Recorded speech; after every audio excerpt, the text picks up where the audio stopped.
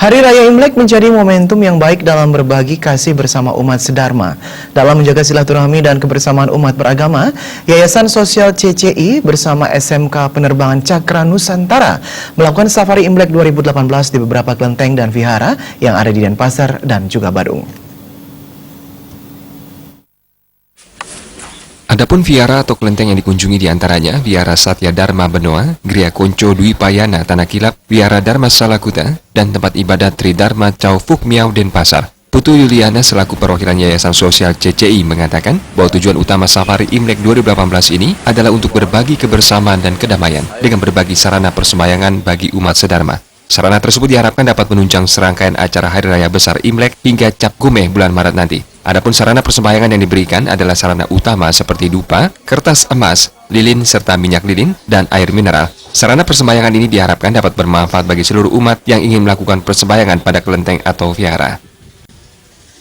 Kami dari Yayasan Sosial CCI bersama SMK Penerbangan Cakra Nusantara dalam rangka Safari Imlek 2018 ingin berbagi kebersamaan, ingin berbagi kedamaian dengan memberikan bantuan berupa sarana persembahyangan kepada beberapa kelenteng atau vihara yang ada di Denpasar. Semoga bantuan sarana persembahyangan yang kami beri nanti dapat menunjang acara nanti sampai Cap Gomeh tanggal 2 Maret nanti.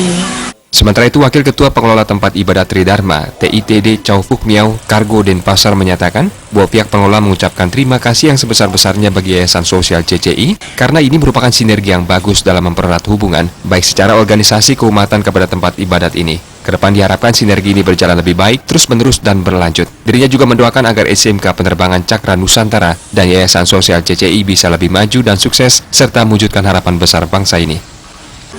Mempererat hubungan baik secara organisasi keumatan kepada tempat ibadah ini untuk ke depan supaya sinergi ini dapat berjalan dengan lancar, baik lagi terus berurus.